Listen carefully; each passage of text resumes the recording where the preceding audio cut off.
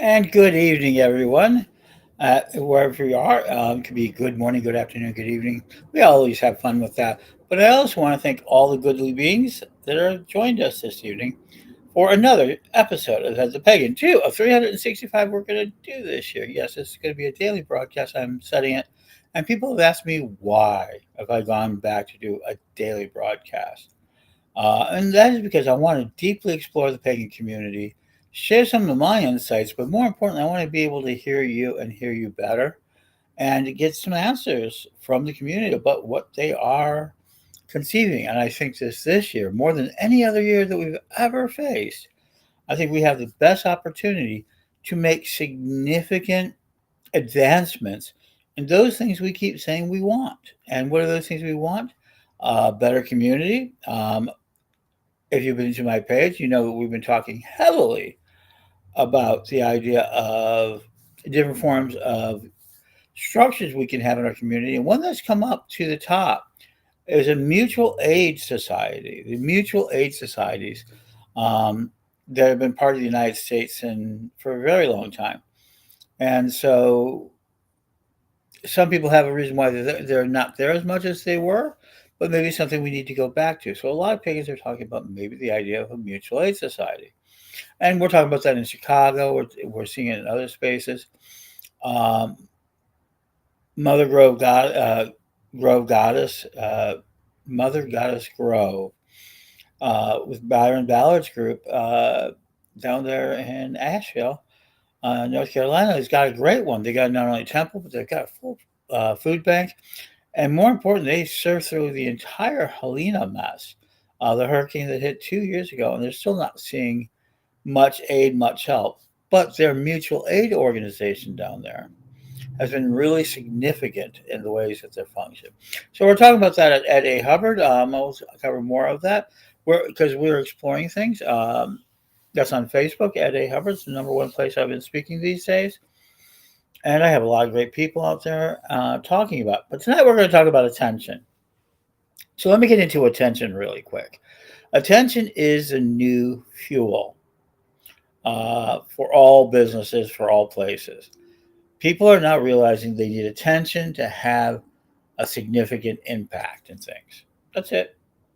Attention is what we give and always has given to what we're doing ahead of ourselves. And the value of that attention has always been on focus. People who pay attention to their work, to their art, to their making stone axes, sculptures, and all of that was significant because their attention was focused. Still technically is. And that they would do things. If you fell in love, you focused or gave attention to your beloved, the one that you're chasing, and sometimes in significant ways. Attention is now that fuel. So, what are we all looking for? We're all looking for a certain amount of affection and attention. Uh, I can't separate those two ideas out. I tried to, and many people do. And there's all sorts of people who do that. But attention is the number one thing. And being able to tell your own story. Now, it may sound like, the United States and some of the great empires built when they had a single creed or message or a common homogeny that was forced upon people, even if it wasn't fair, even if it was absolutely corrupt.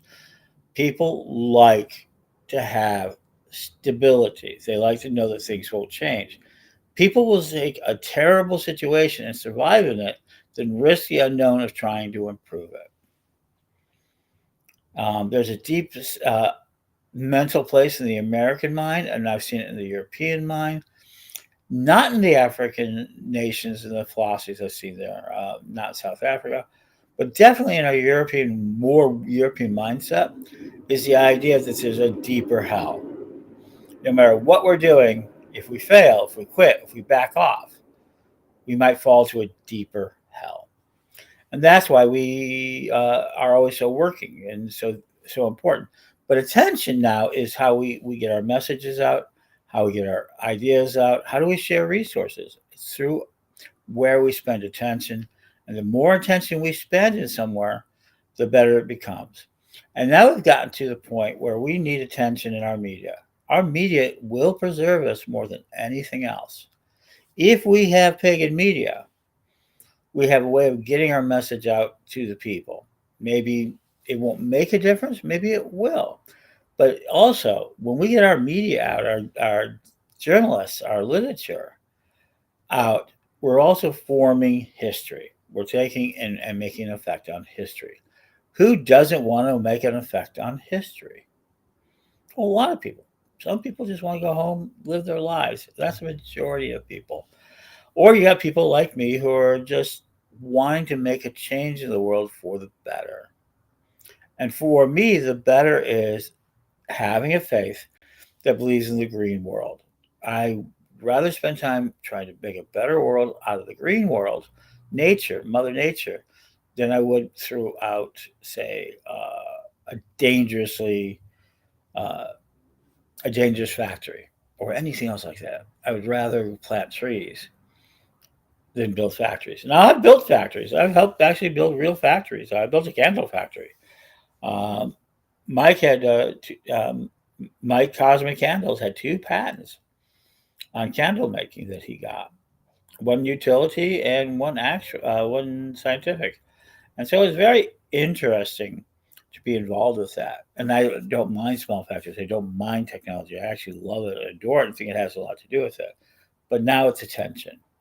And so one of the things we did with attention is I went ahead and Spiral Moon Media. Great project. Most of you have never ever heard of it. Spiral Moon Media. And they're beginning to try to adapt their concepts to it.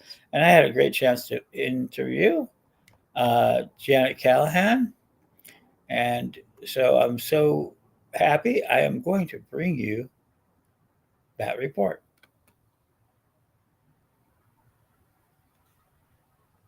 Hi, everybody, and welcome back to the Ed and Don Show, where we're going to talk about all things pagan, culture, and anything that affects the community. And one of the most important things about our community is the ability to communicate. And the ability to communicate is a very difficult process. It can be costly, it can be expensive, it could be wrong, it could be in the hands of other people, we could be sent to mainstream media. But a few of us and do an amazing job trying to create our own network so that we can have our own discussions in our own ways. Janet Callahan is one of the culture builders behind Spiral Moon TV, Spiral Moon Media, and works out of Michigan to create Semaphore News and a bunch of media tools that are in the hands of the community. And I'm so welcome. I want to welcome her to our show. Hi, and Hi. welcome. Can you describe a little bit of what you're doing in the media? Can you describe this? So we have as Spiral Moon Media, we have sort of a wide range of media outlets. Mm-hmm. We have TV that's on Roku and on YouTube and Twitch, and we broadcast some things on Facebook and whatnot, and of course on our website.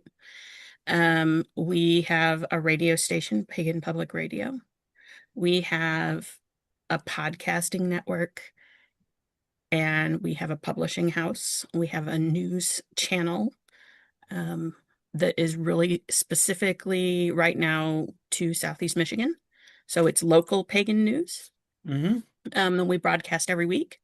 And then we also have written articles that come out off and on, depending on what's going on in the community.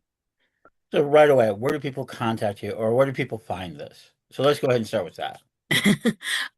There are lots of places to find all that, but probably your easiest is either spiralmoontv.com or spiralmoon.org in general. Okay. And that gives everybody this. So that's basically it. So what is it that you're trying to accomplish with this media group? What is it that's your mission of it? Does it have a unified mission? So our goal, I think, in general, is that there isn't a lot of media out there that's publicly available, right? If you go on Roku, there's 50 million TV channels, probably literally. It's Mm-hmm. probably not an exaggeration. Um, you can go find Christian TV shows. You can go find Christian TV stations, Mm-hmm. right? You can go find any kind of religion you want. But if you go search for pagan TV, you get Sabrina the Teenage Witch, Mm-hmm. right?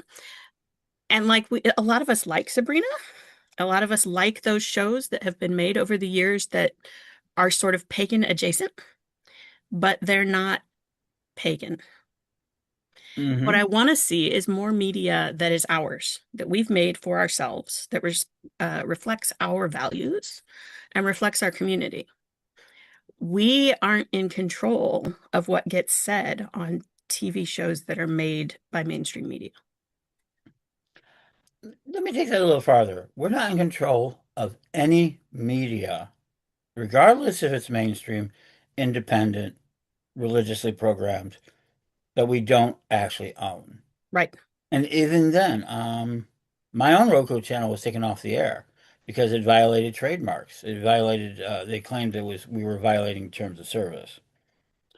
That happened in the middle of the parliament. So even with utilizing services, you have to be very careful because Hmm. we don't own any of it. Exactly. Um, And we're not necessarily big enough to have that fight either, right? right. Hmm. Because I saw the same thing. This was back at the parliament. And what they did is somebody made a claim against one of our shows, the Comic Church, and said that we were violating trademark and that they wanted it removed. So we removed the show, but Roku removed the entire channel. Hmm. And so I'm impressed And that you that's have. like that's true of all social media, right? If we don't Mhm. own that network, then they get to make the rules and they get to change the rules. If they decide tomorrow that they don't want pagans on their network, on their site, on their TV stations, poof, we're gone. Unless our community controls those things, we can't guarantee anything. And that's part of why we have so many options set up for our stuff is I can't guarantee that Roku's not going to shut us down tomorrow, No. right? Um, and to get on other platforms is equally challenging and Mhm. even more expensive. So unless we own the app, we don't have a starting point, and unless we own the network, we don't have any guarantees. And I agree with that. People don't understand. We rent Facebook. Hmm. We rent MySpace. Hmm. People don't remember it. MySpace was huge. Everybody thought it was going to last forever. They got sold $600 million into News Corp, Exactly. and then it disappeared. Yahoo Groups, I remember that, has now disappeared. LiveJournal still exists, but it's run by the Russians, Yeah, you know? I did not know that. Yeah. Um, so we're constantly seeing these systems. Great, we put a lot of materials on them, um, and move off. I mean, so the one project that I've been involved with that I started and now sent in other people's hands is Witch School. We own that site. Hmm. Only thing that we actually owned online. Everything else was that, and we've had our own battles. But you have taken on this sort of media first presentation. What led you to do that? Um, to be honest, it was sort of a side quest that came up Mm-hmm. that has sort of taken on a life of its own. Um, somebody posted in one of our local Facebook groups, like, hey, how come there isn't pagan TV? I was like, that's an interesting question. And like, I'm one of those people who once I fall down a rabbit hole, I got to find a bottom of it somewhere, Mm-hmm. or I'm just going to keep looking. So I did. I went out, I searched around, found a couple channels. Nobody knew that they existed. Like we had that discussion. Mm-hmm. But then I started looking at it. I'm like, what does this really take? What does it take to have our programming, our media, our networks? We have some publishers out there, right? We have Mm-hmm. Llewellyn, we have Red Wheel Wiser, we have a few others, a few smaller ones, right? Mm-hmm. But like, we don't have any podcast networks really. We've had some people try to get them started, but they've been Facebook groups, not actual podcast sites with podcasts. We've had lots of people on YouTube, but again, we don't own YouTube. It's not all in one Mm-hmm. place. You have to know what you're looking for to find anything. So, Um, I got interested in the details of how you make it work. how do we get on Roku? How do we get on Amazon? How do we get on Fire TV, right? And the more I learned about it, the more I realized it was both far more simple and far more complex than anybody had sort of expected. The people who originally brought up the concept were like, if there was a pagan TV station, I would make content for it. They do not make content for it. No. Just saying. Um, but then it became a challenge because when the first thing broke, I had to figure out how to fix it. And then the next thing and the next thing. I'm an engineer and I'm Capricorn, so Mhm. take it all with a grain of salt, right?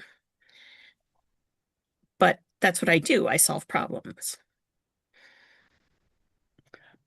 And there you go. Having my own experiences, I sit on thousands and thousands of hours of programming.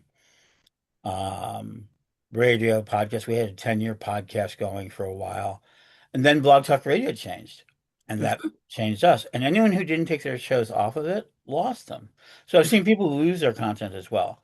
Um, I'm an advocate for a central repository, but nobody's really interested. So how do you get people interested? I mean, the most difficult thing I find is that how do you get attention? Because attention is the currency of the day. So that's something that I've struggled with a little bit. Um, and to some extent, I think it's a me problem, right? It's a personality problem, not a can't do it problem. Um,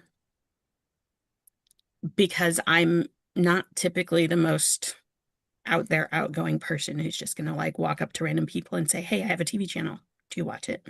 Hmm. Um, so what we've been talking about this year has been how do we do more advertising? Hmm. How do we do more advertising without spending a small fortune? Spiral Moon is a pretty small organization, all things considered, and this is a pretty big percentage of our budget. So we can't throw thousands and thousands of dollars at ads. Um, And it doesn't work the way it is. So right. as a person who spent probably in the area of $300,000 worth of advertising over the last 30 years, done them all. The problem is that one algorithms always work against us because we are not showing, in my opinion, we're not always showing because people don't know what they're asking for. But at the same time, the algorithm's buried under the people who do pay for advertising. Uh, we built I was a very early Google person. I was like there on the day one.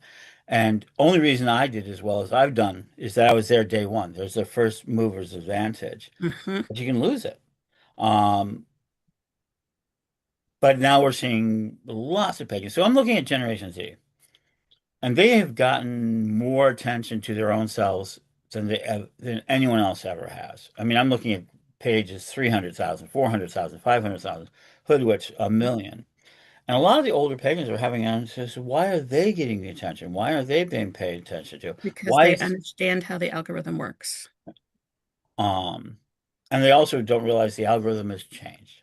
Right. There used to be something called the social algorithm, right? And if you had Mhm. followers, everybody would see that. And then you would be a certain amount. Well, today, TikTok brought in something called the interest algorithm that everybody else is going to. And they're going to try matching you up with things that you're interested in. So if you want to find things that are pagan, you have to look up things that are pagan and you have to click on them. Yep. So, It's how long did you watch it? How many other videos of that person did you go back and watch? and they will feed that to you. Hmm. And they will do it much more rapidly than it happens. So this means I have 100,000 people and I used to get lots of it. Why did it drop off? Well, you might not be interesting. And I think that's the other side of the problem, isn't it? You have to be interesting. You have to really give them something they want. Can you talk about that? Well, like what So, kind of programming do you have right now? so right now, that's actually one of our challenges, right? Mhm. It's sort of a chicken and egg problem. You don't get viewers because you don't have enough content. You don't have enough content because you don't have viewers. So you can't argue that people should jump in and join you. And I'm sure you're familiar with that problem, right? Hmm. So we have some pagan parenting content. We have some meditation content made by one local group here. They have a wildlife sanctuary and they went out and videoed stuff. Mm-hmm. We have some content about local events, and we have a couple of things from local groups beyond Spiral Moon about their organization. Um, our goal now is to go out and find more content and to bring people in to participate with that. We also have the Pagan World Congress Mm-hmm. that we're getting put into the video on demand portion of our site right now. But we broadcast a lot of that as a live feed at some point in the last few weeks too. So, like, I think that's the first thing is is we have to bring in content. Mm-hmm. And so our theory has been we start with people who have YouTube content and we're going to go talk to them and see how we bring them in, right? Um, we we have all these great plans for what would be really cool content. We just don't have people to make the content. And so, what do you need? So, I'm listening to this, and Spiral Moon is it spiralmoontv.com? Hmm. Make sure you get it right. Check it out. Um, right, and you're checking it out, and you've got some of this great video. But you talk about being payment. You have to pay for a lot of this. Yep. Even, editor programs, even if it's free to broadcast, like on YouTube, there's still a lot of costs involved. There's still costs involved on the back end. There's server costs and Hmm. accounts that require payment. Yeah. Um, and Roku's not free, right? For you? Roku is free. To the audience.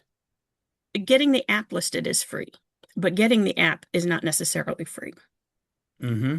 Like that's the kicker. Gotcha. And I've been noticing it's changed since I was involved with it. Like they Um, changed a whole bunch of things last year, them and Amazon both, that made it a lot harder, but a lot easier. hmm Amazon used to have a thing where you could give them your link to your feed, your hmm RSS link, and Amazon would generate an app for you. Amazon will no longer do that. So now you have to pay somebody to make an app. They Yep. have an app kit, but their kit is 10 years old. hmm It's not even compliant with their own stuff anymore. And so it sounds like you need volunteers Hmm. to kind of do this work, to do the scheduling, to do all of this, to create content. And they have to do it on their own dime for the biggest part, Yep. right? Because they don't have the financing. So how you plan to continue this? And if we could get somebody who really understands how ads work, I have an account for Google to set up ads, interim ads on videos so that we would get paid for videos that show on our Roku channel. What I haven't figured out yet is how to make it actually work. Like it's Mm, another rabbit hole, right? yep. It's all a rabbit hole, a different rabbit hole. It's something that I haven't gone down that rabbit hole to go figure out yet. So I'm going to switch out. So now, let me go ahead and talk about it. Do you sell advertising? We do. And so people can contact you to advertise their shops, their things, and Mhm. your services. In fact, that's one of our goals is we want to get a series of shows that are pagan shops, basically like pagan home shopping. Hmm. Show us what's in your shop. Tell us what's on sale. Put your QR code on there so people can scan it and go shop at your shop.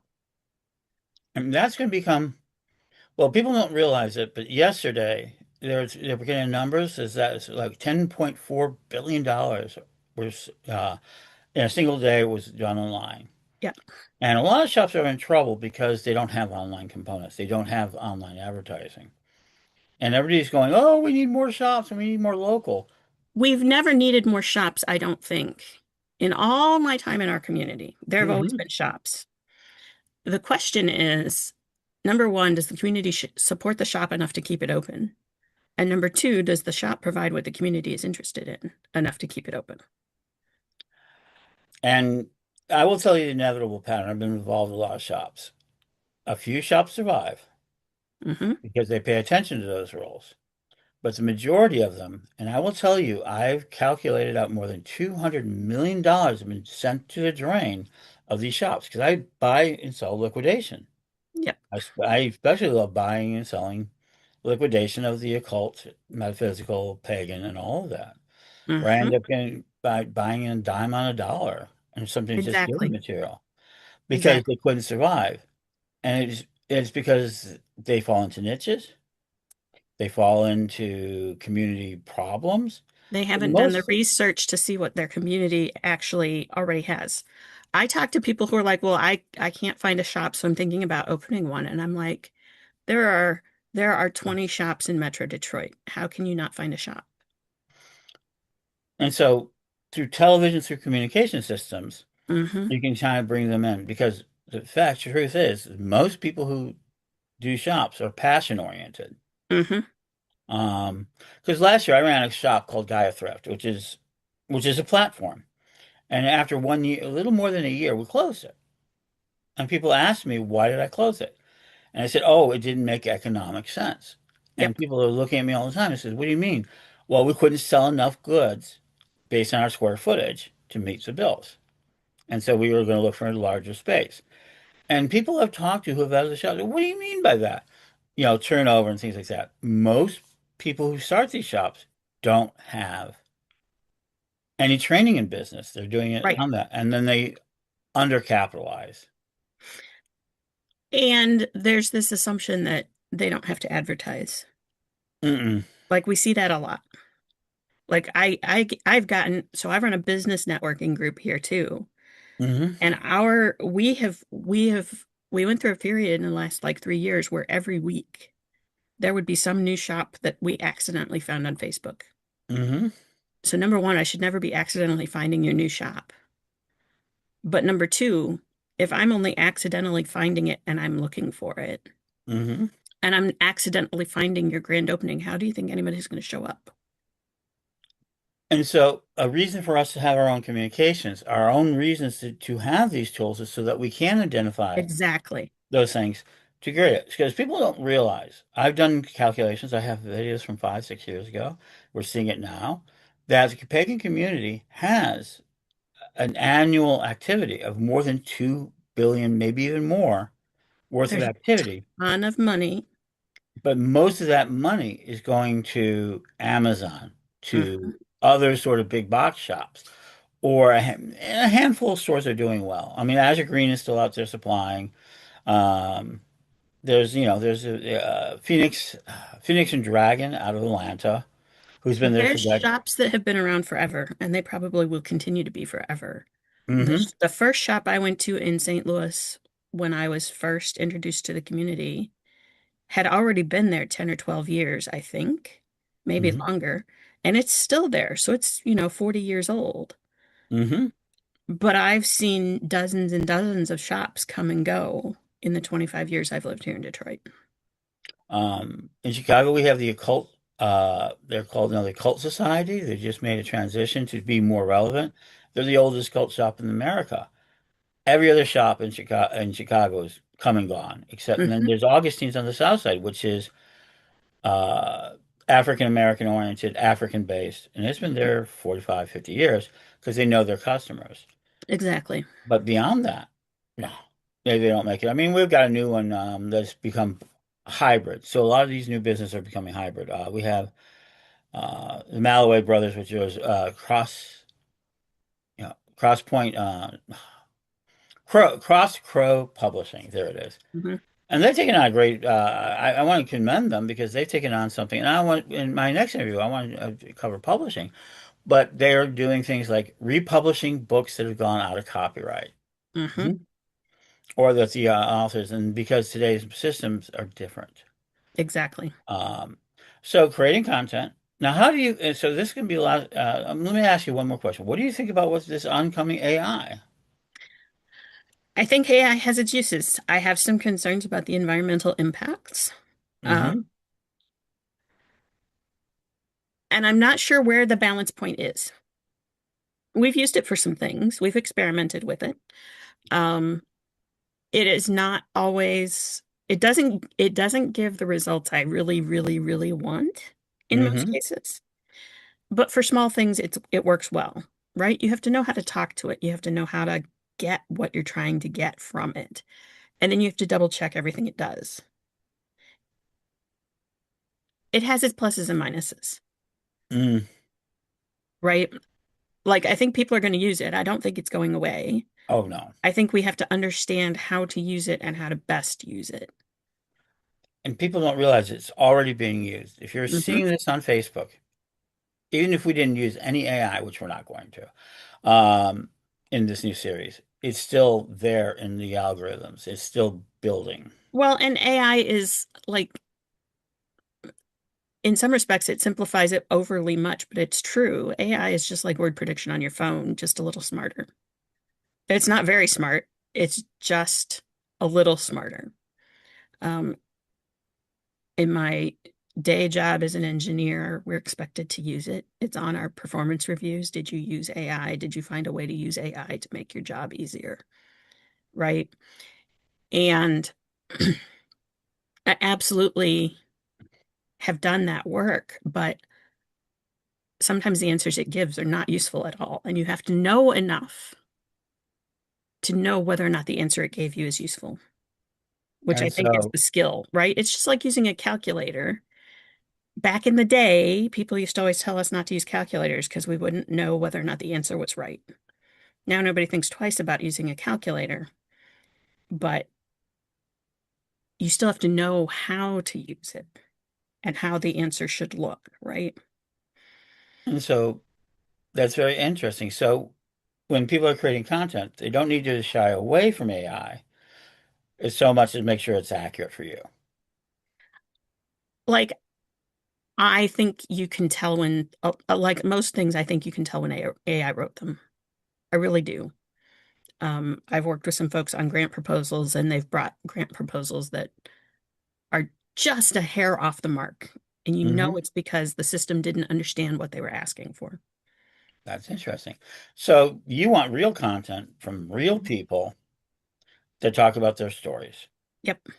And you want to see that on Hmm. spiralmoontv.com. Let's go ahead and put that out there.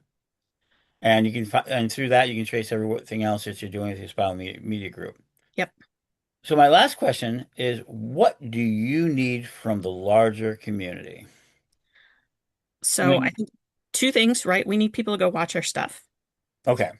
Go subscribe, go like, go add the Roku channels. We got three of them. Um, but then also, like, everybody knows somebody who is making videos. Everybody knows somebody who knows a particular topic. Like we've talked about, wouldn't it be cool to have a pagan gardening channel? Somebody who actually knows how to garden and how to use magic to do it. Wouldn't it be cool to have a kitchen witch cooking show, Hmm. right? There are so many things we could do. You know people who have those skills. You know people who you think should be on TV. So go find them for us. I can't be everywhere. I don't know everyone. Our community isn't that small anymore. And also realize that the community is not as big as people think it is. It's not, but it's also not as small as people think it is. Right. So it is valuable. It has great value to it. Mm. And there's big concentrations that people don't know. I mean, I've gone to so many events where I meet people from my local area, but I had to go halfway across the country to go meet them for the first time. That's why we like festivals and conventions. Some friends of mine own a shop out in West Michigan, and I was there the weekend they opened. They're in the middle of nowhere. The town is maybe a couple thousand people. Hmm. They're like an hour outside of Chicago. Somebody walked in that day that I was there and to look for a tarot card, and it was somebody they knew from in town. They wanted a new tarot deck. And they were like, oh, well, we're going to have rituals here, blah, blah, blah. And that lady was like, well, we already have a ritual group. We meet out in the woods. And they're like, what do you mean they're like, first of all, we didn't know that you were into this stuff. Second of all, what do you mean there's a whole group of people here?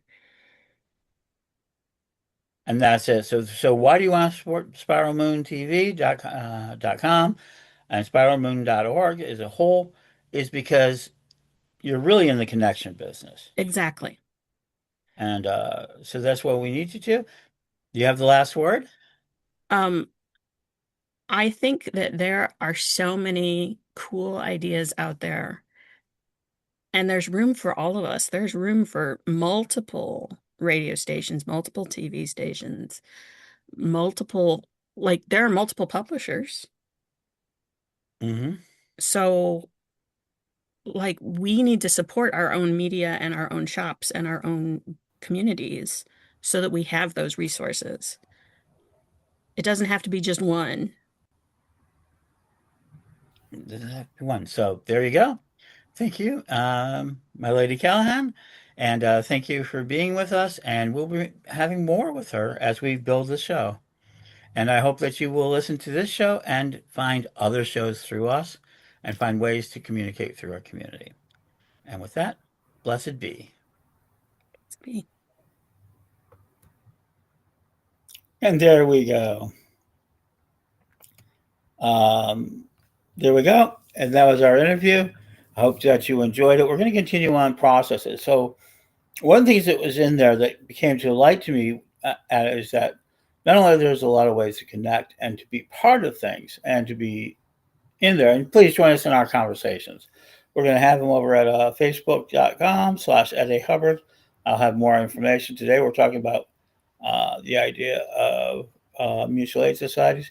Tomorrow night, we're going to talk about Danville with Reverend Don Lewis and Reverend Jason High Corral. And so they're going to be my guests tomorrow. I think that I have my interviews with them. And I think it's going to be very interesting to hear their point of view and the steps we're taking towards a campus. Canvas, I was going to say, art, beauty.